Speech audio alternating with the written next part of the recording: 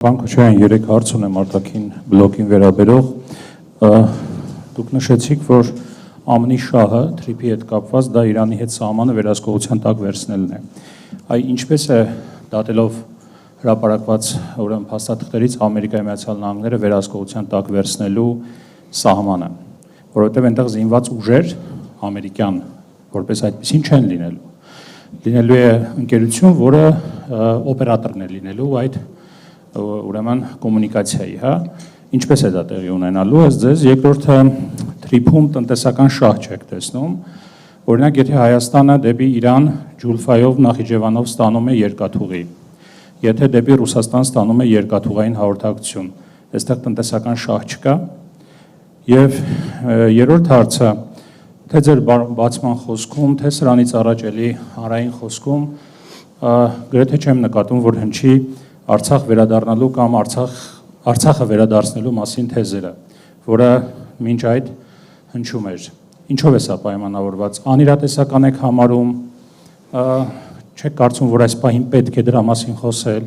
եւ եթե անիրատեսական եք համարում, որ պահից սկսեցիք անիրատեսական համարել։ Շնորհակալություն։ Ուրեմն սկսենք, թե Հայաստանը ինչ է շահում։ Ես ուղղակի հիշեցնեմ, հենց այս դայլիճում անցած մամուլի ասուլիսի ժամանակ գաղափարները։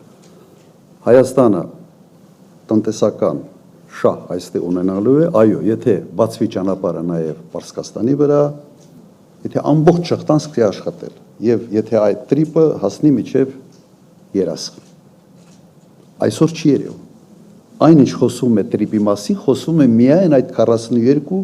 կիլոմետրանոց հատվածի մասին, 42-43։ Միայն եւ խոսում են միլիարդավոր ներդրումների մասին։ Հասկանում եք, այդ հեքիաթները 42 կիլոմետրի վրա միլիարդ ներդրման համար այդ ասֆալտը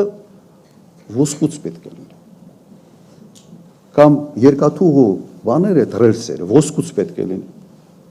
Ընդամենը 80-90 միլիոն դոլարի ներդրումային ծրագիր է, ընդամենը, որը Հայաստանը հանգիստ կարող է անել իր միջոցներով։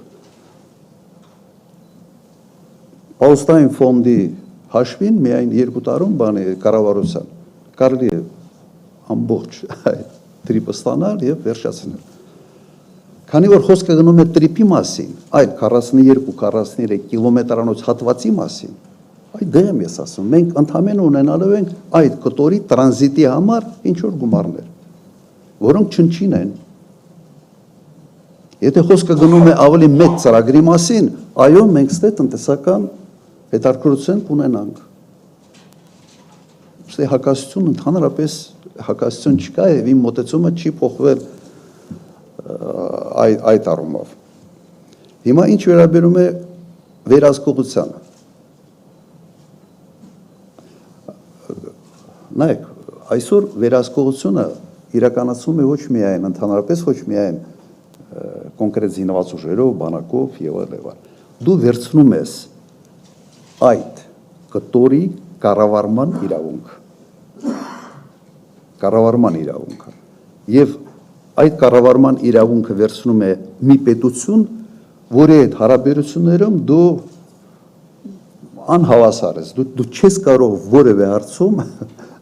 որևէ պնդում անել Միացյալ Նահանգների հարաբերությունների կոնտեքստի մեջ, եթե դա ունի մեծ պատկեր։ Հայաստանը այս ծրագրում իր 26%-ով, ասենց ասեմ, կարա միանա խուլ ու խամրերի միությանը, աշխարհաքաղաքական։ Իմ ասած սենց սա է։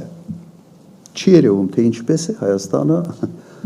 առաջ մղելու այդ շահերը։ Իսկ հետաքրքրությունը ուղղակի կրկնեմ,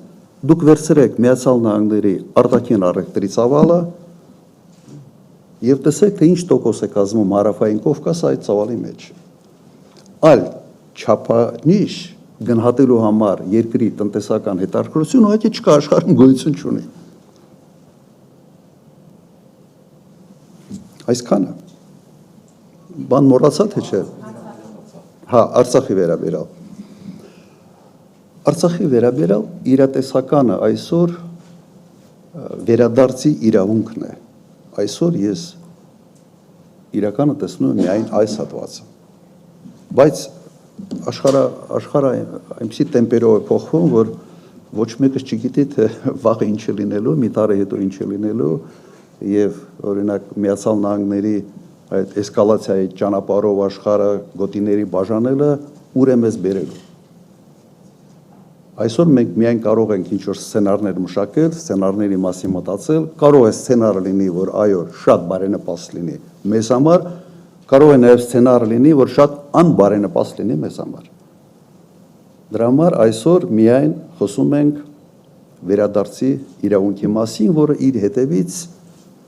բերելու է գույքային նաև որոշակի իրավունքների, նյութական, այսպես ասենք, բայց սրանից ավել չեմ տեսնում։